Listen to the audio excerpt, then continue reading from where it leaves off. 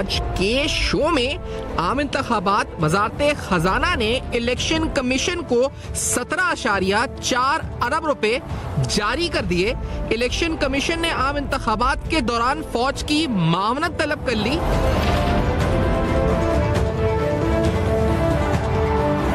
क्या निगरां सिंध हुकूमत peoples party के मफादात की निगरां?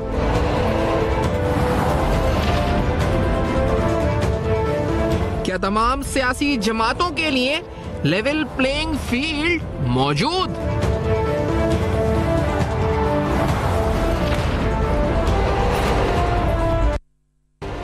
अस्सलाम वालेकुम। बस पर्दा हक़ाइक़ सनसनीखेज़ इंकशाफ़ात प्रोग्राम बेनकाब में हूँ आपके साथ सफ़ान खान। नाज़रीन, आज मुल्क की मजमूई सियासत और बिलखुसूस कराची में होने वाली सियासत पर गुफ्तगू होगी इस प्रोग्राम में। ख़ास तौर पर कुछ दिन कबल एक इकनॉमिक इंटेलिजेंस यूनिट की एक रिपोर्ट आई। इस रिपोर्ट में कितनी लिवेबल दुनिया के मुख्तलिफ शहर हैं इसका अंदाज़ा लगाया गया। 5 अहम फैक्टर्स की बुनियाद के ऊपर इस रिपोर्ट में उस शहर की लिवेबिलिटी को कैलकुलेट किया गया। इस इंडेक्स के मुताबिक कराची का नंबर इस इंडेक्स में 173 में से 169 पर था, यानी लीस्ट लिवेबल सिटीज़ में शहर कराची का शुमाल था, top most least liveable cities के अंदर। इन फैक्टर्स में जिन बुनियाद के ऊपर ये रिपोर्ट बनाई गई थी इकनॉमिक इंटेलिजेंस यूनिट की तरफ से, उसमें stability, health care, environment, infrastructure, culture और हेल्थ केयर जैसे अहम अवामिल शामिल थे। इस रिपोर्ट को सामने रखते हुए हम इस बात को यहाँ पर यह अंदाजा तो लगा सकते हैं कि कराची शहर में जो भी पॉलिटिकल एलीट हो, यानी जितनी सियासी जमातें हों, या आपकी बिजनेस लीडरशिप हो, या आपकी एडमिनिस्ट्रेशन हो, इंतजामिया हो, अहदेदार हो, मीडिया हो, सबको यकसा होकर इस शहर के मसाइल को हल करना पड़ेगा। सियासत की तरफ भी आते हैं क्योंकि इंतखाबात करीब हैं और इंतखाबात के होने से कबल ही कुछ अहम एतराज़ात और तहफ़्फ़ुज़ात इलेक्शन के ऊपर उठ रहे हैं। पहले से ही एक ये खौफ था कि कहीं इलेक्शंस मुतनाज़ा ना हो जाएं, लेकिन डीलिमिटेशंस को लेकर कल यहाँ पर एक प्रेस कॉन्फ्रेंस हुई और यहाँ मुख्तलिफ जमातें जिसमें GDA, MQM, नून लीग सब शामिल थे, बहुत से अहम एतराज़ात इस वक्त उठाए गए। नून लीग पहले ही बशीर मेमन साहब ख़त लिख चुके थे इलेक्शन कमीशन को और इलेक्शन कमीशन को अपने एतराज़ात और तहफ़्फ़ुज़ात आगे कर चुके थे। जो कल एतराज़ात डीलिमिटेशंस की एक्सरसाइज पर उठाए गए हैं, खालिद मकबूल सिद्दीकी साहब की ज़बानी ज़रा सुनते हैं और फिर इंतखाबात के मुस्तक़बिल मुतनाज़ा गैर मुतनाज़ा के ऊपर सवाल उठाते हैं। पहले सुनते हैं खालिद मकबूल साहब ने कहा क्या था। Let's hear this first. इस वक्त निगरां हुकूमत, वज़ीर आला हाउस पाकिस्तान पीपल्स पार्टी के सियासी मफादात का मरकज़ है और इसके असरात इलेक्शन कमीशन तक पहुंचते हुए नज़र आ रहे हैं हमें। और इस दफ़ा जो एतराज़ात हमने किए थे उस पर इलेक्शन कमीशन ने जब एतराज़ात हमारे सुन रहे थे तो उनको उन एतराज़ात में इतनी खुली धांधली थी और हमारी जानिब से जो शिकायत थी वो इतनी वाज़ेह थी कि उस वक्त जिस वक्त हमने ये एतराज़ात पेश किए हैं सब ने एग्री किया। नाज़रीन, तो इलेक्शंस होने से कबल ही कुछ अहम एतराज़ात, अहम तहफ़्फ़ुज़ात, ये जो तहफ़्फ़ुज़ात हैं इनकी निशानदेही अगर डिटेल में जाएं तो MQM ने कुछ कॉन्स्टिट्यूशन की निशानदेही भी की। उन्होंने बेसिकली स्पेसिफिकली बल्दिया टाउन, कोरंगी, मलीर और इन इलाकों की बाकायदा निशानदेही की जहाँ उनको एतराज़ात हैं। इसके अलावा उन्होंने दीगर कुछ शहरों की बात भी की। उन्होंने ये कहा कि अर्बन और रूरल एरियाज जो पॉपुलेशन है उसको मिक्स कर दिया गया, जिसकी वजह से ये तमाम एतराज़ात उनको वो उठा रहे हैं। इस अहम तरीन सवाल के साथ कि क्या आने वाले इंतखाबात आने से पहले ही मुतनाज़ा हो चुके हैं क्योंकि ये एतराज़ात इन पार्टी की तरफ से उठे हैं। इसी सवाल बुनियादी से स्टार्ट करते हैं। ख्वाजा सुहेल मंसूर साहब पीपल्स पार्टी के अहम रहनुमा हमारे साथ मौजूद हैं ऑन DSNG। शबीर कायम खानी साहब स्टूडियोज़ में साथ मौजूद हैं MQM पाकिस्तान के। हमारे साथ निहाल आजमी साहब नून लीग के मौजूद हैं। तीनों को खुशामदीद कहते हैं। फिर शहर कराची के अहम मसाइल पर भी बात करेंगे, खासतौर पर 18वीं तरमीम, इसमें तब्दीली की बात और पैसों का ट्रांसफर की बात।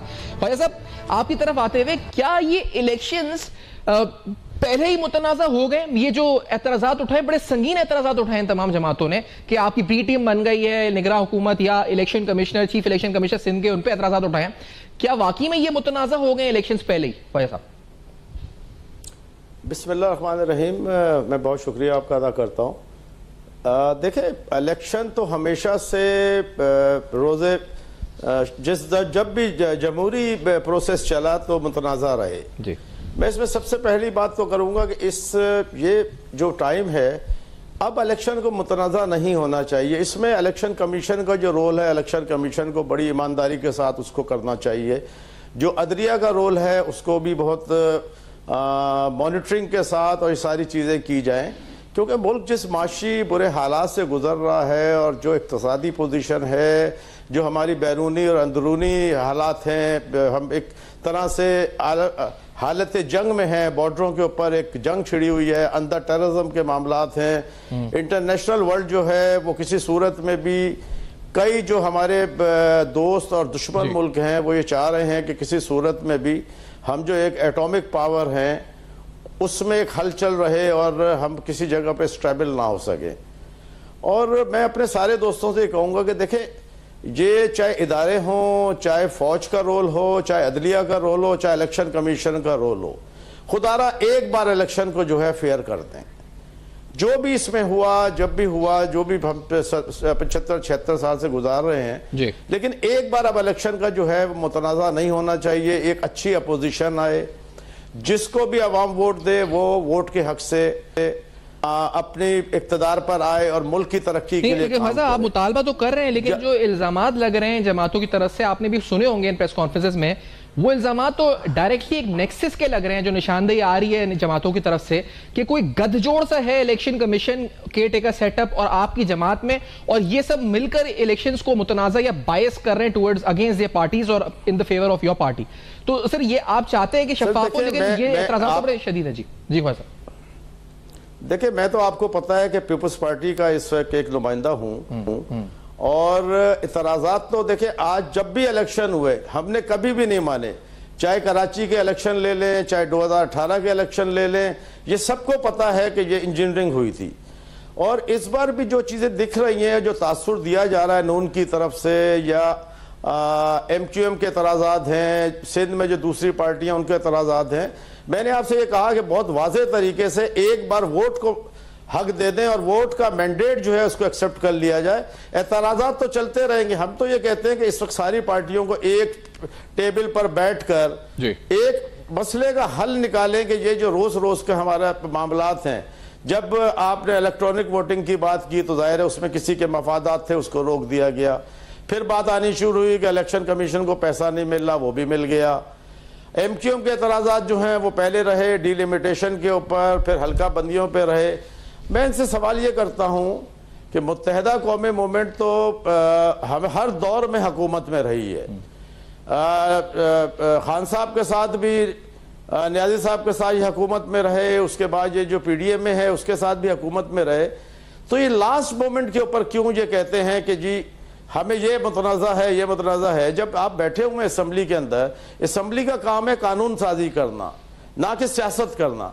उस वक्त वहाँ पे सियासत करते रहे, वजारतों पे बैठे रहे, और आज फिर ये कह रहे हैं कि जी अब चूंकि इलेक्शन के अंदर आज कितने दिन रह गए, महीना 1.5 महीना रह गया है, अब उसके अंदर आज इतराज़ात उठाकर लोगों को मिसगाइड करना, कि जाहिर है अगर वो अपनी हार से डरे हुए हैं। अच्छा, मैं स्पेसिफिक तो, होके मैं इससे पहले MQM का भी और निहाल हाशमी साहब को भी शामिल करूं, स्पेसिफिक आपसे पूछूं, कासमाबाद, लतीफाबाद जो MQM ने हल्के गिनवाए हैं, बल्दिया, केमाड़ी, कोरंगी, मलीर, पाक कॉलोनी, फिर उन्होंने कुछ और शहर भी मीरपुर खास वगैरह से इनके गिरवाए अजला, तो ये वो ये कह रहे हैं कि इनमें गड़बड़ हुई है और उनके अगेंस्ट गड़बड़ हुई है। और फिर GDA के भी अपने एतराज़ात हैं, दीगर जमातों के एतराज़ात हैं, क्या इनमें गड़बड़ हुई है? कराची के की बात कर लें, हुई है गड़बड़? जी नहीं, देखें मैं आपको बताऊं, NA 239 से मैं जीत गया था, ठीक है। रात को उसका फॉर्म 45 चेंज कर दिया गया, 5 साल तक कोर्ट में केस चल रहा था और अभी भी चल रहा है, उसका कोई फैसला नहीं आया क्या उस वक्त MQM को वजारतों की इतनी जरूरत थी कि वो अपनी जीती हुई सीटों के ऊपर कंप्रोमाइज कर गए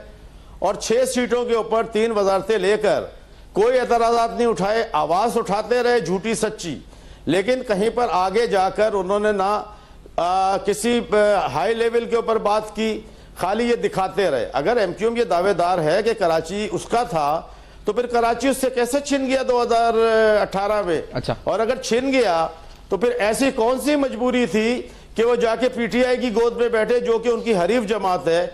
आज उनको सिंध में, पीपल्स पार्टी से खतरा है कि सिंध में या कराची में इंशाअल्लाह ताला पीपल्स पार्टी सीटें निकाल लेगी, तो उन्होंने फिर वावेला मचाना शुरू कर दिया। तो ये मैंने आपको स्पेसिफिक अच्छा, जवाब दे एक दिया बात कि और मुझे इनका बताते जाएं भाई साहब, मैं आप जो कह रहे हैं इससे मतलब ये कि ये हल्का बंदियां दुरुस्त हैं, इसमें जो एतराजात हैं वो बदनीयती से उठा रही है एमके। मुझे, मैं आपकी बात से समझ रहा हूं, मैं मुझे बताइएगा कि मैं गलत कह रहा हूं। और ये बदनीयती क्यों है? क्यों उन्हें खदशा है आप जीत जाएंगे, या उन्हें ये खदशा कुछ और है, वो चाहते हैं हलचल हो जाए? क्या वो क्या चाह रहे हैं, क्या आपको लगता है? सर मेरे ख्याल में क्योंकि जिस तरह बल्दियाती इलेक्शन से भाग गए थे और एक डिलिमिटेशन का और मर्दमशुमारी का बहाना करके हट गए थे, इस बार वो शायद फिर कोई इस किस्म के बायकाट की हरकत करना चाह रहे हैं, और जिसमें मुझे बराबर की नून लीग भी शामिल होती दिख रही है कि नून लीग का हालांकि कराची में वोट नहीं है और एमक्यूएम का पंजाब में वोट नहीं है। इत्तेहाद तो वहां होता है कि जहां आपका यहां वोटर हो और मेरा वहां वोटर हो, सीट एडजस्टमेंट वहां होती है। तो मेरे ख्याल में ये दोनों पार्टियों का एक फरार का रास्ता है। और इस वक्त आपको पता है कि पीपल्स पार्टी जो है माशाल्लाह से एक पोजीशन में है, बिलावल साहब जो हैं बड़े बड़े जलसे कर रहे हैं, और इन सारी पार्टियों को सिर्फ पीपल्स पार्टी के आगे इत्तेहाद करने की जरूरत है। तो इसका मतलब है कि सिंध की और पाकिस्तान की सबसे बड़ी जो पार्टी है वो पीपल्स पार्टी है। पीपल्स पार्टी तो ना कोई सीट एडजस्टमेंट तो मतलब बात आपकी आई सामने, इत्तेहाद कर रही है, और फिर ना किसी की मिन्नतें कर रही है। मैं शबीर भाई आपकी तरफ, कायम खानी साहब आपकी तरफ आना चाह रहा हूं। सर मुझे बताएं कि एक तो आपने सुन ही लिया ना, वो एक तो ये कह रहे हैं कि एतराजात ही गलत हैं, मनगढ़ंत हैं। दूसरी बात वो कह रहे हैं कि अगर एतराजात हैं भी तो उसकी वजह खौफ है या फरार का रास्ता है जो आप कह रहे हैं, और वो कह रहे हैं आप और नून लीग दोनों इख्तियार करने वाले फरार का रास्ता, ये वजह है जिसके हिसाब से एतराजात उठा रहे हैं। बिस्मिल्लाह। जगह सफ़ान, बात ये है कि बात तो कोई कुछ भी कर सकता है, और ये बात तो हकीकत है ना कि पाकिस्तान पीपल्स पार्टी की सियासत ही हमेशा, आप तारीख उठा के देख लें, बदनीति पर रही है। वो इसलिए बदनीति पर रही है कि पाकिस्तान पीपल्स पार्टी ने, आप उठा के देख लें इसकी, 1972 और 73 से यही सूबा सिंध है जहाँ पर उर्दू बोलने वाले, सिंधी बोलने वाले, अंदरूनी सिंध हो, बिल्कुल आराम से और प्यार और मोहब्बत के साथ रह रहे थे। इस पाकिस्तान पीपल्स पार्टी की हुकूमत में कोटा सिस्टम नाफिज करके बदमनी फैलाई गई, नफरतें फैलाई गई सूबा सिंध के अंदर। उसके बाद में लसानी बिल पास करके, और फिर तकसीम दर तकसीम, पाकिस्तान पीपल्स पार्टी की ये पॉलिसी है, तकसीम दर तकसीम। देखो, हम इलेक्शन से नहीं घबराते हैं, एमक्यूएम तो खुद इलेक्शन में जाना चाह रही है, लेकिन ऐसे इलेक्शन में क्या फायदा जाने से जहां पर पहले से ही ये सारी जिम्मेदारी फेयर इलेक्शन कराना है, जो मेरे मौसूफ हमारे दोस्त फरमा रहे थे, ये इलेक्शन कमीशन की जिम्मेदारी है, चाहे वो सूबाई इलेक्शन कमीशन हो या मरकजी जो हमारा इलेक्शन कमीशन है। जब इलेक्शन सूबाई इलेक्शन कमीशन ही बी टीम बन जाएगा और वो अपने मनपसंद जो पीपल्स पार्टी के हल्के हैं उस तरह से अगर तकसीम होगी, आपने इस्तीफे का मुतालबा किया। मैं आपको एक बात बता रहा हूं, आप सुनिए तो सही ना। आप देखें, कराची के मलीर है या एक जस्टिफिकेशन होती है, इधर हुआ क्या ये तो बताइए ना। डीलिमिटेशन में यही तो आपको बता रहा हूं। आप चलो अब सखर की मिसाल है, मैं सखर से शुरू करता हूं। सखर की कॉन्स्टिट्यूंसी पहले हमेशा एमक्यूएम ही जीतती रही है। ये पीपल्स पार्टी वाले सर जोड़कर बैठ जाते थे कि किस तरह, तो इन्होंने क्या किया, उस सखर को डिवाइड किया, तकसीम किया, घंटाघर से शहर को 2 हिस्सों में तकसीम कर दिया। जहां पर एमक्यूएम का वोट बैंक था, उसको वोट बैंक को 2 हिस्सों में तकसीम कर दिया, आधा मिला दिया पन्नो आकिल से और आधा कहीं और मिला दिया, तो उसको तकसीम कर दिया। भाई आप वोट लेकर जीते ना, हम मान जाएंगे आपको अगर आप वोट लेकर जीते। अगर आप नक्शे लेकर बैठ जाते हैं सीम हाउस में, आप रेवेन्यू डिपार्टमेंट के और इलेक्शन कमीशन को लाकर आप बिठा लेते हैं और अपने मनपसंद के हल्के बनाएंगे, मनपसंद के आप डिस्ट्रिक्ट बनाएंगे, मनपसंद के आप टाउन्स बनाएंगे। सिर्फ यही नहीं, इन्होंने टाउन्स कमेटी, आप जाके देख लें, मैं कसमिया कह रहा हूं कि इन्होंने जो टाउन कमेटीज हैं, ऐसी टाउन कमेटी सिंध के अंदर जो जहां पीपल्स पार्टी कतई नहीं जीती थी, वहां पर भी इन्होंने इसी तरह डिस्क्रिमिनेशन की कि इन्होंने हल्के तकसीम किया और तकसीम कर कर और इन्होंने अपनी सीट को इन्होंने सेव किया। भाई आप आवाम के वोट से आए ना, हमें कोई एतराज नहीं है, लेकिन आपकी परफॉर्मेंस, आपकी कारकर्दगी ऐसी है ही नहीं। आपकी कारकर्दगी आपने 15 साल में किया आपने 15 साल में सिंध को तबाह किया, आपने सिंध के शहरी इलाकों को तबाह किया, अंदरून सिंध को आपने तबाह कर दिया, बेरोजगारी आपके दौर में हो गई है। अभी इस दौरान आपने कहा कि ऐसे इलेक्शन लड़ने का फायदा क्या, मतलब आप ये कह रहे हैं, तो यानी आप इस हद तक भी सोच रहे हैं क्या? नहीं, देखो इलेक्शन, एक बात बता रहा हूं ना, आप जो बता रहे हैं, ये बात कर रहे हैं कि यार ये इलेक्शन राह फरार इख्तियार, भाई हम क्यों राह फरार इख्तियार करेंगे? हम तो इलेक्शन लड़ना चाहते हैं ना, और इलेक्शन लड़ेंगे हम अवाम के वोटों से। देखो आज इस हिसाब कराची के आप देख लें कि कराची में आप देख लें मीडिया दिखाता है और रोजाना ही की बुनियाद पर हमारे प्रोग्राम हो रहे हैं तो लोग जुड़ रहे हैं ना एमक्यूएम से। भाई अगर एमक्यूएम की परफॉर्मेंस या कारकर्दगी अच्छी नहीं है तो लोग नहीं जुड़ते।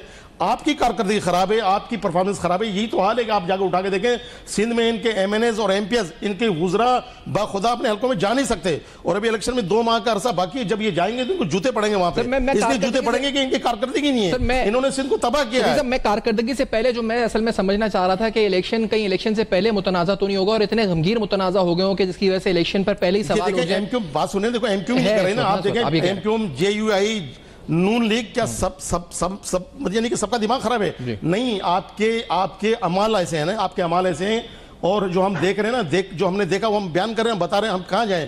कल हमारा डेलीगेशन मिला है चीफ इलेक्शन कमीशन से, जो राजा सुल्तान सिकंदर है, उनसे मुलाकात हुई है, और वहीं हम फरियाद कर सकते हैं। अगर हमारी फरियाद नहीं सुनेगी तो हमारे पास ऑप्शन है, फिर हम हाई कोर्ट में जाएंगे, इस्लामाबाद हाई कोर्ट में कहेंगे, जो तो हमारा जमहूरी और आईनी हक है जाने का। आप सोच रहे हैं जमहूरी और आईनी बिल्कुल जाएंगे। निहाल हाशमी साहब, क्योंकि ये सवाल पर ही वापस आते हुए जो आप तीनों पार्ट, क्या ये पहले ही मुतनाज़ा हो रहे हैं इलेक्शन इस वजह से, डिलिमिटेशन की एक्सरसाइज की वजह से, या it is not a very serious issue? Nihal Hashmi साहब, आप क्या कहां पर स्टैंड रखते हैं अपनी पार्टी का, प्लीज बताइएगा निहाल हाशमी साहब। बिस्मिल्लाहिर्रहमानिर्रहीम। सफान साहब, ये मुतनाज़ा है भी जी और मुतनाज़ा नहीं है। मुतनाज़ा इसलिए है कि लोग जो वोटर हैं उनको हुकूक जो है, उनको जो दिए गए हैं वोट डालने के, उसको मजरू किया गया है।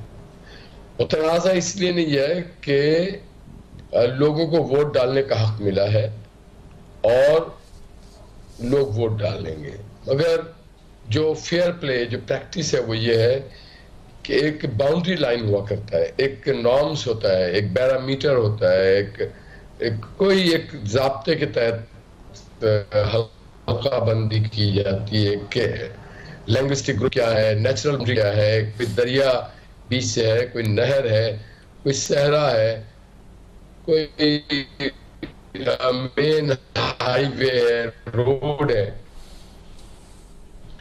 अब यहाँ पे अच्छा उसको छोड़ के 4 यूसी बीच में छोड़ के 5वें यूसी के अगर उस हल्के से मिलाया जाए तो हम ये सवाल करते हैं, जो इसके साथ 4 यूसी थी उसको क्यों आपने बाईपास किया और आप सीधे 10, 12, 15 किलोमीटर दूर एक और यूसी पे गए जिसके दरमियान में 4 और यूसी, इसी तरह कई दे।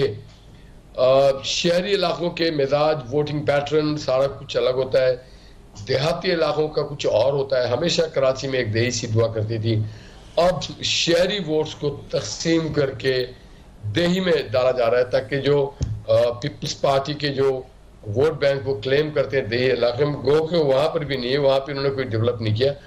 वो शहरी वोट जो है उसको कमजोर करना चाहते हैं, उसकी जो लीड है उसको कमजोर करना चाहते हैं। फिर उन सबसे बढ़ के एक और चीज हुआ है, जिन लोगों ने इलेक्शन कमीशन को रिपोर्ट बना के दी है, जिनके दस्तखत हैं पटवारियों के, मुख्तार कार के, टप्पेदार के, वो सारे के सारे अभी खास करके मलीर में वो वहां पे सर्व ही नहीं कर रहे हैं। वो सालों पहले वहां से ट्रांसफर हो चुके हैं और या रिटायर हो चुके हैं, तो ये उनके घरों पे जाकर के उन डॉक्यूमेंट्स पे साइन करवाया। जो इलाका के जो पटवारी होता है या जो मुख्तार कार होता है, जो मौजूदा मुख्तार कार है, जो मौजूदा पटवारी है, जिसके दौर में ये बना, उनके सिग्नेचर नहीं है। आप जरा मंगवा के डॉक्यूमेंट देख लें, मेरे पास तो डॉक्यूमेंट है। वो फॉर्मर एक्स ट्रांसफर शुदा लोगों के दस्तखत से ये डिलिमिटेशन हुआ। तो ये इसको कहते हैं प्री पोल रिगिंग, इसको ही कहते हैं प्री पोल रिगिंग, कि आप मैनेज करते हैं through corrupt elements of any section of the society और through the corrupt elements of that.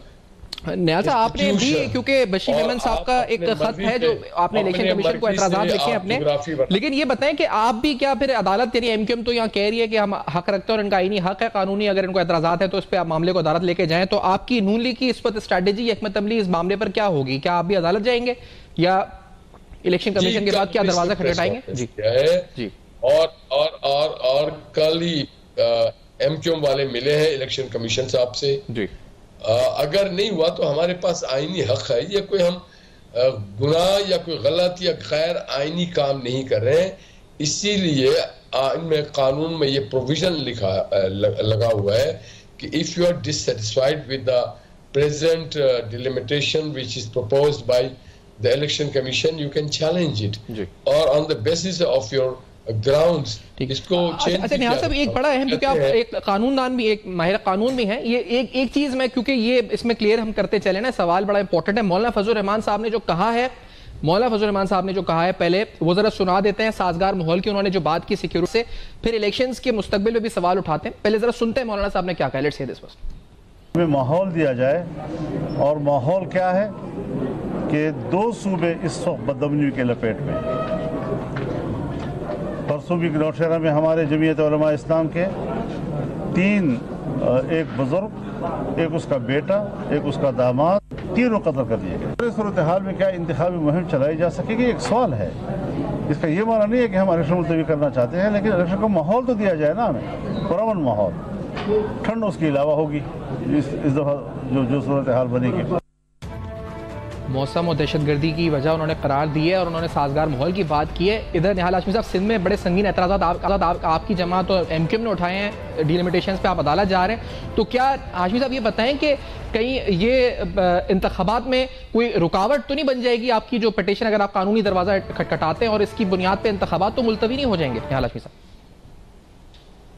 नहीं, कतन नहीं होगा। उसकी वजह है ये, मैंने जैसे आपको कहा कि ये आईनी और कानूनी जो प्रोविजंस है उसको अडॉप्ट करता है, हर मौजूद माशरा में होता है, और हमारी अब पहली बार नहीं हो रहा है, माजी में 12 जहाँ कहीं पर भी जो इलेक्टोरल कॉलेज है उसको अगर कई शिकायत हो, या जो कैंडिडेट्स हैं उनको, इवन द वोटर्स, उसको भी यह शिकायत हो कि मेरा घर अगर मलीर में है और हमें वोट डालने के लिए जाना पड़ता है न्यू कराची, या मेरा घर औरंगी टाउन में, और मुझे कहते हैं आप जाके PCH से वोट डालें, तो इसके मैंने आप उस वोटर को डिस्टर्ब कर रहे हैं, डिस्ट्रॉय कर रहे हैं, इसे ही कहते हैं प्री पोल अरेंज रिगिंग। तो ये चूंकि 15 साल तक एक पार्टी की यहाँ पे मुसलसल हुकूमत थी, उन्होंने एक सिस्टम बनाया हुआ था, उन्होंने चपरासी से लेके FHO और FHO से लेके SSP, और फिर इसी तरह से पट्टे वाले से लेकर के मुख्तार कार और AC खुद अपने बनाए हुए थे, तो उनको पता है कि नक्शा कैसे चेंज किया जाता है, पट्टे वालों को पता है, पटवारियों को पता है, मुख्तार कारों को पता है, तो ये हमारा जायज हक है कि हम उनसे बात करें। ठीक है, दुरुस्त बात हो गई। अच्छा ख्वाजा सुहेल मंसूर साहब, आपकी तरफ आते हुए सर ये बताएंगे, कुछ दिन कबल बिलाल भुट्टो साहब का एक जलसा था, उस तकरीर में उन्होंने बड़ी अच्छी बात की थी कि इंतखाबात शफाफ होने चाहिए, इसलिए होने चाहिए कि कहीं ये ना हो कि इंतखाबात के बाद फिर कोई जमात बैठी हुई हो धरना देकर, और फिर पूरा जो सिस्टम है जिसकी आप खुद जिक्र कर रहे थे कि डिस्टेबलाइज हो जाए, हैजान आ जाए, माशी अदम इस्तेहकाम हो, जिसका सियासी अदम इस्तेहकाम हो, फिर वो तमाम चीजें तितर बितर जो कंट्रोल में आई हुई हैं, थोड़ी स्टेबिलिटी वो खत्म हो जाए। तो ये जो बातें दोनों जमातें कर रही हैं, बड़ी जमातें, इससे तो लग यही रहा है कि ये प्री पोल रिगिंग कह रहे हैं, इसका मतलब इलेक्शंस के बाद अगर ये इंतखाबात या नताइज को नहीं मानते तो हम उसी तरफ चले जाएंगे जो बिलाल जिस खदशे का इजहार कर रहे थे। सुहेल साहब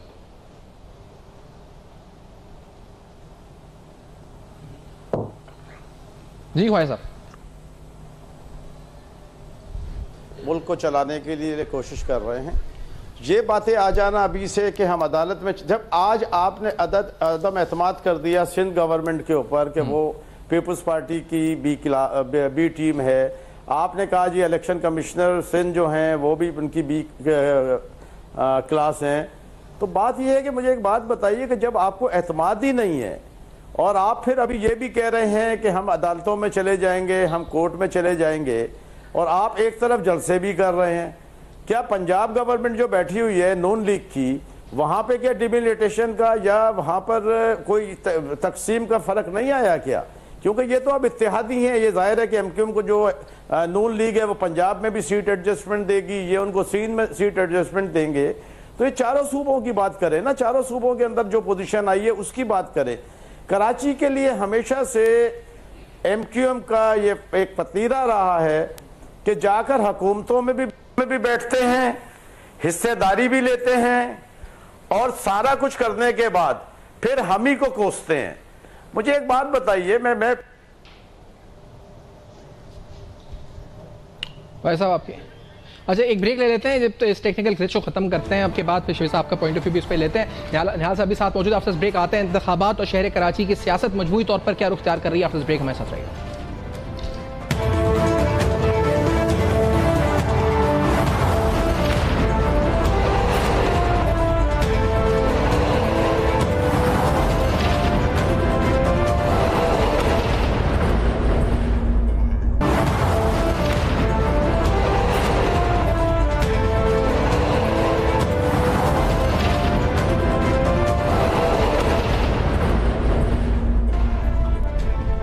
वेलकम बैक। आप देख रहे हैं बेनकाब और अहम तीन सवालात आने वाले इंतखाबात और उससे पहले उठने वाले एतराज़ात। निहाल हाशमी साहब कहते हैं ये प्री पोल रिगिंग है, मुत्तहिदा कौमी मूवमेंट को तहफ़्फ़ुज़ात हैं, हल्कों का जिक्र है जिनकी हल्का बंदी पर एतराज़ात एमक्यूएम उठा रही है। ख्वाजा सुलेमान साहब, आपकी बात हो रही थी, लाइन कट गई थी, प्लीज़ अगर उसको कंटिन्यू कर लें। फिर आपने कहा कि वो ये कह रहे हैं स्पेसिफिकली मुख्तार क्यार और जो नीचे लेवल ऑफिसर्स हैं उनके ऊपर निशानदेही हो रही है कि उनकी मिली भगत से ये सारी कॉन्स्टिट्यूएंसीज आपके फेवर में बायस हो गई हैं। Sir please answer this. वैसा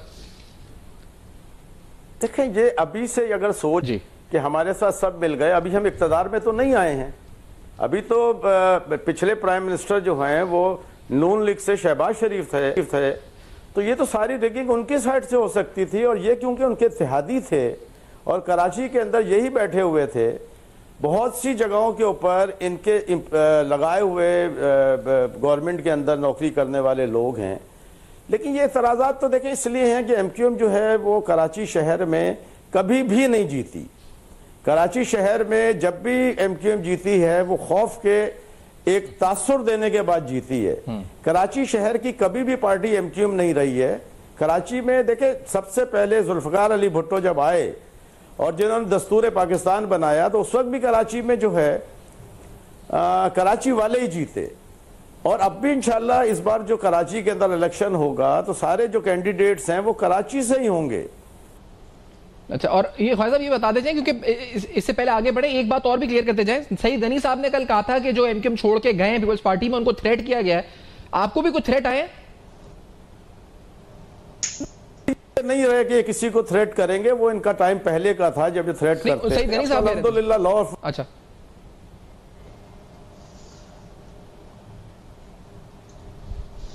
जी ख्वाजा साहब, किसी को क्या थ्रेट देंगे ये? अच्छा, तो इसलिए मेरा ये ख्याल है कि इनको, ये मेरे भाई हैं, मैं इनको कहता हूं कि आए सब मिलकर शहर बनाते हैं। आप हमारे साथ चलें, जहां आपकी जरूरत है आप हमें बताएं, जब हमें आपकी जरूरत होगी हम आपको बताएंगे। क्यों जाके शहर से दूर 1200 किलोमीटर दूर एक इत्तेहाद बना रहे हैं और आप समझ रहे हैं कि पंजाब में आपका वोट है। पंजाब में तो आपका वोट है ही नहीं। इनसे पूछ लेते हैं ना, सिंध में जो आपका वोट है वो सिंध में भी आपका वोट नहीं है। शबीर साहब, आपको चाहिए, मैं तो आपको ये कहूंगा कि मुल्क के लिए हम सब मिलकर कुछ करें। बात ये है कि पहली बात तो ये है कि मैं कमेंट नहीं करना चाहता है कि जो बात की कि एमक्यूएम जो लोग वोट देते हैं, एमक्यूएम कभी जीते ही नहीं, कभी एमक्यूएम खौफ से लोग वोट देते हैं। तो मौसूफ खुद भी एमएनए रहे हैं और फिर शायद ये भी फिर खौफ की वजह से एमएनए बने होंगे। तो ये बात तो अब बोलना, ये तो मैं समझूंगा, मुझे ये बात कभी मुनासिब नहीं है। बात कर लें, फिर मुझे जरा टाइम दीजिए। ये मुनासिब नहीं है किसी वक्त भी बात करना कि अभी इल्ज़ाम तराशी करें हम अपनी साबका पार्टी के ऊपर। ठीक है, आपका दिल नहीं चाहा, आपने पार्टी छोड़ दी, अब आप पाकिस्तान पीपल्स पार्टी का हिस्सा हैं, हमें उसका कोई एतराज़ नहीं, कोई बात ही नहीं। हम भी तो खुद पार्टी छोड़कर पाकिस्तान जमीन पार्टी हमने बनाई हुई थी और हमने आज जम करके दोबारा सर अगर उसी पार्टी तो में इस बात को यही, अगर ये खौफ के वोट पे आप जीते थे, एमएनए बने थे ख्वाजा सुलेमान साहब, ये जरा बता दें शबीर साहब को, यही इस बात को क्लियर कर देना। देखिए, हर पार्टी का कोई ना कोई हल्का होता है। इनका बिल्कुल मजबूत हल्का था NA 239 जहां से मैं जीता था जी। वहां पर ये हल्का था, वो जाहिर है कि सारा उर्दू स्पीकिंग वोट था। हर पार्टी का एक हल्का होता है। ये मैं नहीं कहता कि कराची की 17 सीट नहीं, तो अब इनका कोई हल्का नहीं है आप कह रहे हैं कराची में?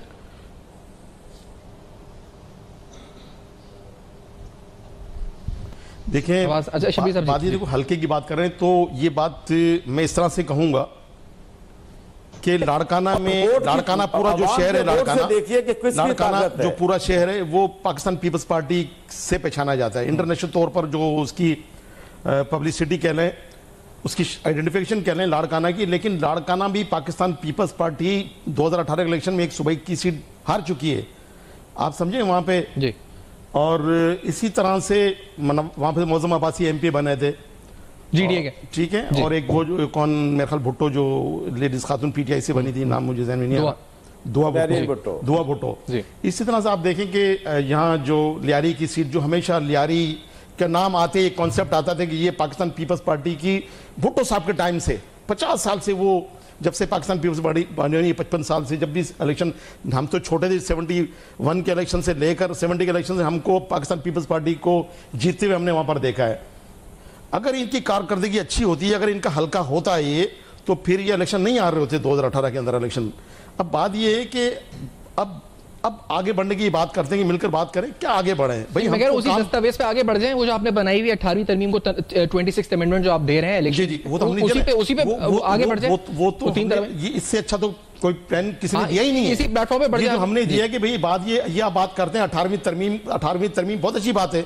18वीं तरमीम की हम तायद भी करते हैं और हिमायत भी करते हैं और की हमने रास वाले, लेकिन 18वीं तरमीम को समझने की कोशिश करें ना। उसकी आड़ के अंदर आप पैसे लेकर आते हैं, एनएफसी जो लेकर आते हैं, पीएफसी, आप पैसे लेकर नीचे आप ग्रास रूट के ऊपर आप पैसे दे तो सही, आप काम तो करो, अपने जिलों का हक तो दें। आप जब सूबे का हक मांग रहे हैं तो सूबे के नीचे जिले हैं, आप उनको क्यों हक नहीं दे रहे हैं? उनके नीचे टाउन्स हैं, तालुकाज हैं, उनके नीचे यूसी से काउंसिल हैं, जहाँ पे आवाम रहती है। ग्रास रूट के ऊपर आवाम को बहम सहूलत पहुंचानी चाहिए, वो चाहे सेहत की हो चाहे तालीम की हो, वो देने को तैयार नहीं है। आपने दिया इनको, बात कर रहे हैं कुछ?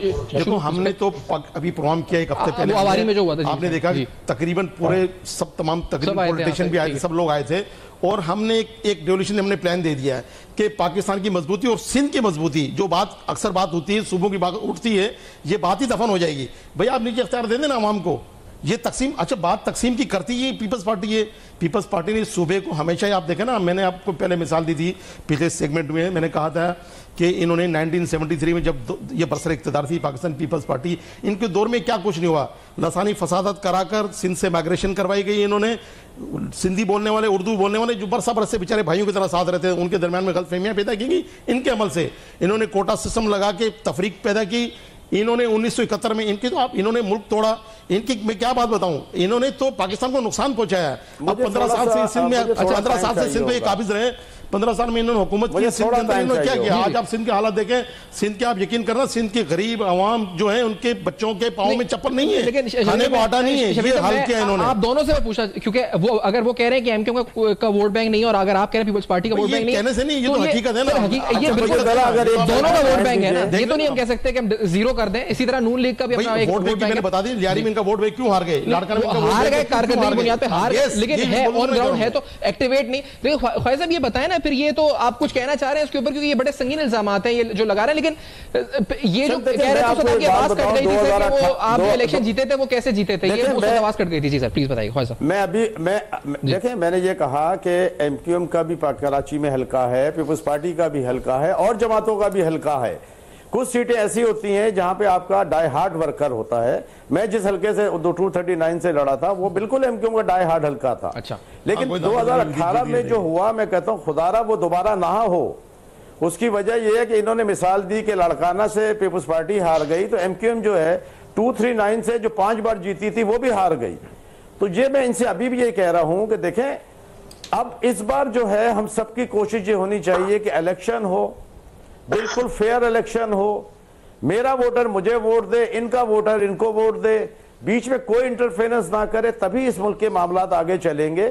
अगर हम इसी तरह लड़ते रहेंगे कि हमने 36 साल में क्या किया, तो जो इन्होंने बात की, तो सबसे पहला तो फसाद जो कराची में हुआ वो महाजिर पठान हुआ, जो इन्होंने करवाया। वो बुशरा बीबी की जब बस से एक्सीडेंट हुआ, जहां पे कराची में तो सिंधी महाजिर और सारी कौमें जो है मेट्रोपॉलिटन, ये जो मैं बात कर रहा हूं 1973-72 की बात कर रहा हूं, होकर रहती थी। उससे 15 साल लेकिन इन्होंने आखिर बात सुने, आखिर पंजाब में मैं बात कर लूं तो आप कर लीजिएगा। पंजाब में भी तो महाजिर कराची से ज्यादा आया ना और आबाद हुआ, लेकिन वो पंजाब के रूप में बदल गया। इन्होंने शॉर्टकट मारा, कोटा सिस्टम की बात की, इन्होंने शॉर्टकट मारा, वो एहतसाल हो रहा है। तो मुझे एक बात बताइए, 36 साल से तो आप हुकूमत में बैठे हैं, आपने कौन सा कोटा सिस्टम खत्म करा लिया? जिस वक्त आपकी बात नहीं मानी जाती थी आप हुकूमत से निकल आते थे, उसके बाद आप कोई ना कोई अपना नेगोशिएट करते थे और चले जाते थे। तो आपने क्या हक अदा किया कराची के लोगों के लिए कि आपने इंटीरियर सिंध को और कराची को नफरत में बांट दिया?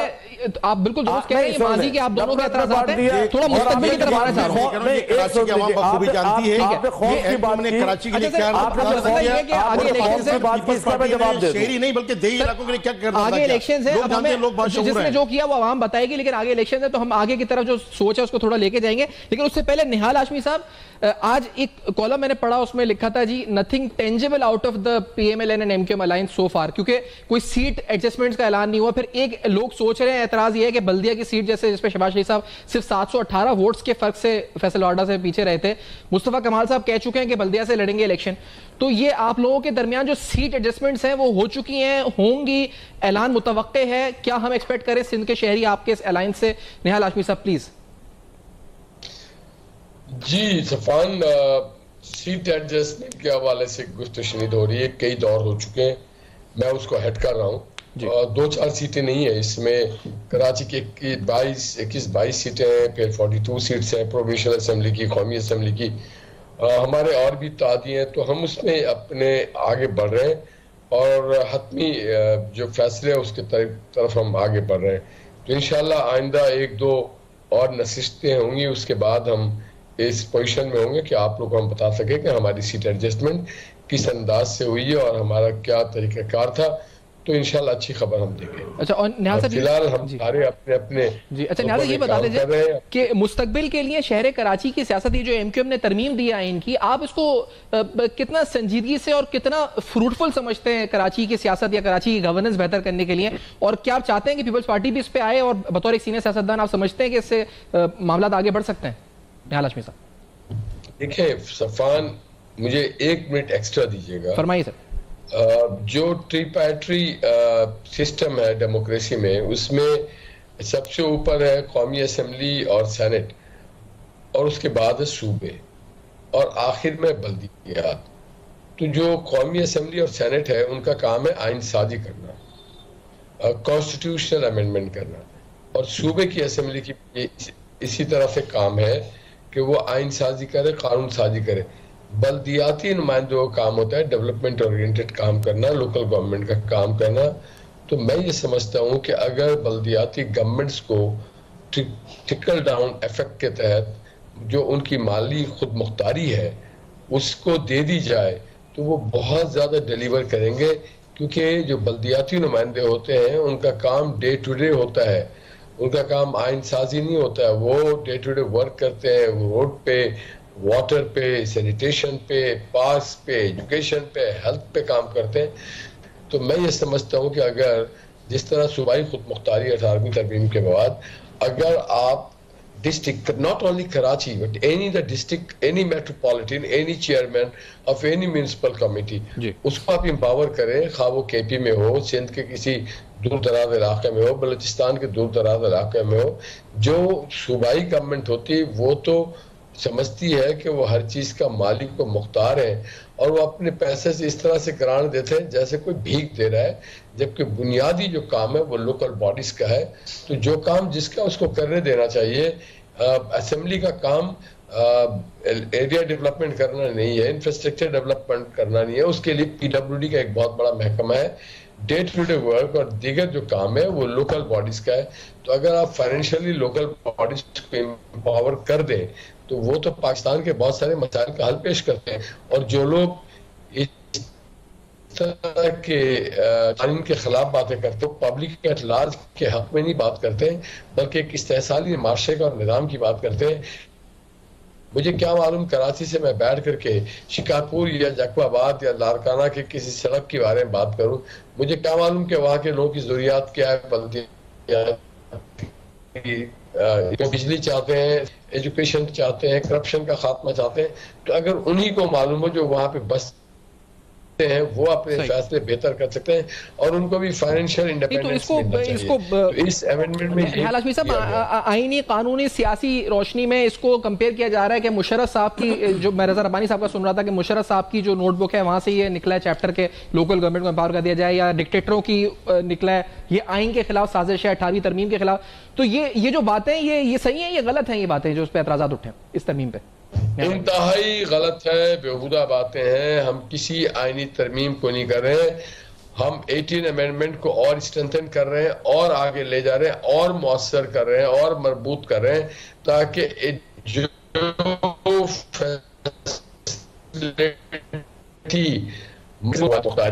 खुद मुख्तारी वही अगर सूबे जो है वो कॉर्पोरेशन को और टाउन कमेटीज को और टाउन के चेयरमैन को और आप मेयर और डिप्टी मेयर को नहीं देते, तो ये इंतहाई नामुनासिब बात है। पाकिस्तान की तरक्की इसके ऊपर बहुत ज्यादा डिपेंडेंट होता है कि आप अपने फैसले खुद करें। हमें अपने लोग करने के इख्तियार देना चाहिए। सही, अब ठीक है, तो ये मतलब तो ये तो कंसेंट है इनका, और यहाँ से जेवाई का भी ये आपका भी यही यहाँ से पॉइंट ऑफ व्यू, तो आपका मजबूत करना चाह रहे हैं, मजबूत चाहेंगे तो ये मजीद और ठीक है। अब ख्वाजा सोहेल मसूद साहब का, क्योंकि खुद भी आप कराची से कंटेस्ट किए, सीनियर सियासतदान है, कराची की सियासत बड़ी गहरी नजर भी रखते हैं, पार्टिसिपेट किया, तो Khwaja Sahab this is beneficial for Karachi, क्योंकि इनका जो क्लॉज 10 लेके 70% फंड्स लोकल गवर्नमेंट को मिल जाए, 30% सूबे को मिले, मतलब लोकल गवर्नमेंट पाकिस्तान पूरे सिस्टम की बात कर रही है, पाकिस्तान के आईन में ये कर दीजिए पूरे मुल्क का बात की जी। तो मैं इनको बिल्कुल ये कहता हूं कि देखें, आइए इलेक्शन लड़ते हैं, इलेक्शन लड़के असेंबली में जाएंगे, फिर 18वीं तरमीम, 19वीं तरमीम, 20वीं तरमीम जो भी होगी, कानून साजी तो असेंबली का काम है। मैं और आप ये नहीं कर सकते, लेकिन वो तभी होगा जब हम उस फोरम पर जाएंगे, आपस में बैठेंगे, इस चीज को करेंगे। और पंजाब हुकूमत तो कभी भी बल्दियाती इलेक्शन के हक में नहीं रही, और ना कभी वो नीचे इख्तियारात देने के हक में रही है। हम तो फिर भी अब मेयर कराची जो है वो अल्हम्दुलिल्लाह पीपल्स पार्टी से है, और कराची में तरक्याती काम हो रहे हैं, आप अंडर पासिस देख रहे हैं, बनने शुरू हो गए हैं।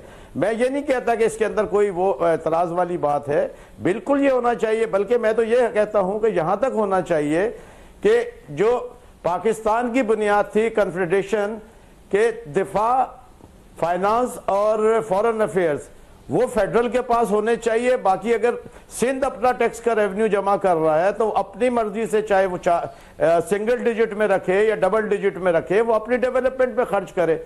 आज पूरा फेडरल का पैसा जो है वो पंजाब में लगा।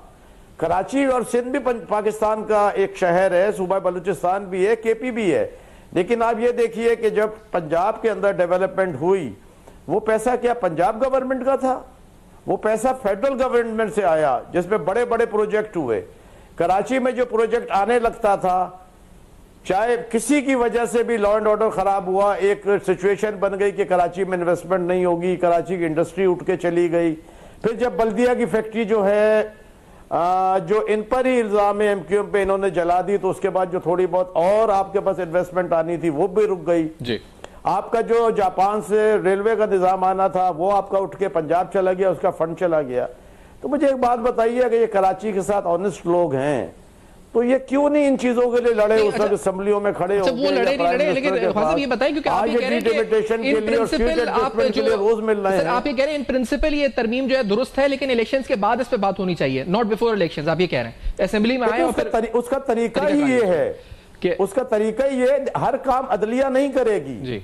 अगर ये हर काम के लिए अदलिया को कहेंगे कि जी अदलिया जो है वो कानून भी बनाए, अदलिया जो है वो कानून साजी भी कराए, तो फिर आप चले ना, ये तो ये वैसे होगा तो इलेक्शन के बाद ही होगा ना, लेकिन अभी तो जो मैं समझ रहा हूँ कि कंसेंसस बना रहे हैं, इलेक्शन के बाद ही होना है, तो इलेक्शन के बाद कर रहे हैं। हम कह रहे हैं आप अपने वोट की ताकत से आइए और वहां बैठ के सारी चीजें मनवाइए। अगर इंशाल्लाह पीपल्स पार्टी की गवर्नमेंट होगी तो हम इनकी बात मानेंगे, अगर किसी और की गवर्नमेंट होगी तो इसमें गवर्नमेंट तो नहीं, बल्कि इसमें तो आपको 2/3 अक्सरियत चाहिए होगी ना, आवाम में आने से पहले मनवा लें। सर इसमें तो आपको 2/3 मेजॉरिटी चाहिए, नॉट ओनली गवर्नमेंट चाहिए होगी ना। बैठ गई जी ख्वाजा। अच्छा मेरे ख्याल से राब्ता जी साहब, देखिए बात ये है कि इनकी बातों से ये तासुर देना चाह रहे हैं कि शायद हम कोई फरार अख्तियार कर रहे हैं जी, एमक्यू चाहे नून लीग को। नहीं भाई, हम तो भागने नहीं देंगे आप लोगों को। आप लोगों ने जो पाकिस्तान पीपल्स पार्टी ने जो किया इस सूबे के साथ 15 साल के अंदर, और वो अब वक्त आ गया है, वो वक्त आ गया। देखो कराची की आवाम तो वैसी बाशऊर है, पढ़ी लिखी आवाम है, कराची की आवाम तो खैर निमटेगी इनसे, जो इन्होंने 15 साल में कराची को गुल खिलाए हैं, जो कराची का इन्होंने हक मारा है, जो समंदर के किनारे पर आबाद है ये शहर कराची, बूंद बूंद को पानी को तरस रहा है ये कराची। खुद मौसूफ साहब जो उस वक्त फेडरल मिनिस्टर थे, बिलावल भुट्टो साहब, ये कह रहे हैं कि मेरे घर में टैंकर आता है पानी का। ये माकूल जवाब दे रहे हैं ये लोग। तो ये तो इनका विजन है, बजाय काम करने के ये लोगों को इस तरह की तरगीब दे रहे हैं। और बाकी रहा सवाल सिंध की, जो अंदरूनी सिंध जिन भाइयों के साथ जो ज्यादतियां हुई हैं, जो नाइंसाफियां इन्होंने की हैं, वो भी इस वक्त इंतजार में, वो टाइम अभी आ गया है। वो 8 फरवरी को। हाँ नहीं सर, ये कह रहे हैं इलेक्शन के बाद बात करें इस तरह। देखो इलेक्शन की बात क्या बात करें, पहले आप इलेक्शन को माहौल तो बनाए ना, वो माहौल साजगार होना जी। भाई वोटों से, हम तो वोटों के जरिए आएंगे ना, हम कोई ताकत के बलबूते पे थोड़ी आएंगे कि जो आप लोगों ने सरकारी मशीनरी को इस्तेमाल किया, जिस तरह निहाल हाशमी साहब कह रहे थे कि 15 साल इन्होंने हुकूमत की है और 15 साल में इन्होंने अपनी रूट्स, जिसमें ब्यूरोक्रेसी के अंदर इन्होंने पूरा अपना सिस्टम बनाया, रेवेन्यू के जो बता रहे हैं कि इन्होंने जो तपेदार हैं, मुख्तियार कर रहे हैं, उनके जरिए इन्होंने रंग बिरंगे पेंसिल बैठ कर और इन्होंने मार्कर रख कर इन्होंने अपनी कॉन्स्टिट्यूंसी बनाई है कि किस उसकी कोई जस्टिफिकेशन होती है ना। तो ये बात आपको आज तो पता नहीं चली ना कि गवर्नमेंट है, इनका सेटअप है, ब्यूरोक्रेसी में पता है आपको, अंडरस्टूड बात है। तो सर ये अब जाके इलेक्शन से मतलब फरवरी में इलेक्शन है 8 फरवरी को, तो अब हम ये कह रहे हैं कि ये है वो है, टाइम होता है जब डीलिमिटेशन को डिस्प्ले किया गया, उस वक्त आपने यस जब डिस्प्ले किया, जब हमारे सामने जब आए डिस्प्ले में, उसके बाद में हमने उसका एक तरीकेकार है, उसके तरीकेकार है, हमने उस पर एतराज़ात दाखिल किए। एतराज़ दाखिल करने के बाद इलेक्शन कमीशन ने बजाय हमारे एतराज़ात सुनने के, हमारे एतराज़ तो मुस्तरद कर दिए उन्होंने, और उनके जो एतराज़ उस पर उन्होंने कार्रवाई कर दी। यानी कि उल्टा हम पर उन्होंने जो एतराज़ हमने दाखिल किए थे, हमने जस्टिफिकेशन बताई थी। ऐसे नहीं कि खाली हमें ये हल्के पसंद नहीं है, भाई हल्के की वजूहत बताई नहीं कि भाई आप ये आपने जो हल्का बनाया किस बुनियाद के ऊपर बनाया। जिस तरह निहाल साहब कह रहे हैं, 1 यूसी आप यहाँ से ले रहे हैं और 4 यूसी छोड़ के 5वीं यूसी आप वहाँ से ले रहे हैं। मैंने आपको मिसाल दी। इसी तरह इन्होंने मीरपुर खास में, हैदराबाद में, कंडोलियार में, हैदराबाद में, हर जगह इन्होंने ऐसे। लेकिन सर ये बताएं कि आप इलेक्शन से बात करेंगे तरमीम की, इलेक्शन से पहले आप लोग कर रहे हो, कह रहे हैं इलेक्शन के बाद प्रोसीजर है, ये अदालतों से नहीं होगा, आप वोट की ये तो ऐसा ही होगा ना। ये तो सारी चीजें आइन के अंदर जो वो तो सारे उसकी 2/3 अक्सरियत के साथ ही सारी चीजें होंगी ना। हम चाहते हैं, हमने एक प्रोग्राम दे दिया है कि इससे मुल्क की बेहतरी हो सकती है, इससे मुल्क में रहने वाले हर इंसान की बेहतरी है, और हमने एक अच्छा प्रोग्राम दिया है, एक अच्छा हमने प्लान दिया है, और तमाम पॉलिटिकल पार्टियों को हमारा प्रोग्राम और प्लान अच्छा लगा है। बड़े मुल्क के दानिश्वर आए थे, बहुत अच्छे राइटर आए थे जिन्होंने अपना तबसरा किया, सिवाय चंद पार्टी जिसमें पाकिस्तान पीपल्स पार्टी से तो ये भी एग्री कर रहे हैं सर, ये अभी आपने सुना, कह रहे हैं in principle I agree with this, बल्कि वो तो कह रहे हैं कि जो कन्फेडरेशन वाला स्टेटस है उस पर बात करें, फेडरेशन के जो मामला है उस पर बात करें। सबसे ज्यादा प्रोविंस का बजट, सबसे ज्यादा बेनिफिशियरीज तो ये रहे ना, इन्होंने 18वीं तरमीम की आड़ लेकर इन्होंने जो किया आपके सबके सामने ये बता रहे थे। पैसे जो इनको डिविजिबल पूल है वो तो इनको पैसे तो मिलते हैं ना, सिंध को हिस्सा, सिंध को अपना पूरा हिस्सा मिल रहा था। इन्होंने 22 से 23 हजार अरब रुपए खर्च किए। इन्होंने इन 15 सालों में 22 हजार अरब रुपए खर्च करें। आप सिंध की हालत तो देखें ना, आप सिंध के जाके आप स्कूल देखें, सिंध के जाके हॉस्पिटल देखें, इवन लाड़कान के हॉस्पिटल को आप देखें कि वहां पे स्ट्रेचर नहीं है। लास्टली आप कमेंट देना चाह रहे हैं सर फैज साहब? जी सर देखें, बात यह है कि ये कहते हैं कि सिंध के हालात देखें, सिंध के हालात अल्हम्दुलिल्लाह बहुत अच्छे हैं।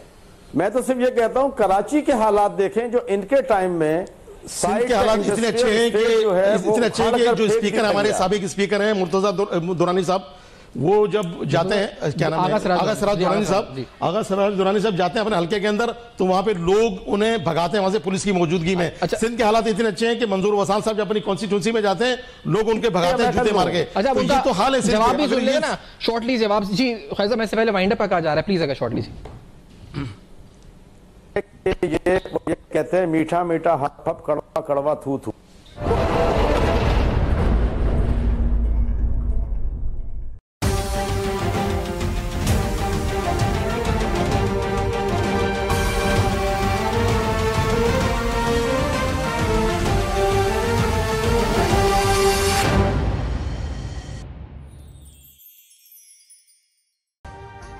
अभी सब्सक्राइब करें ताकि कोई खबर रह न जाए।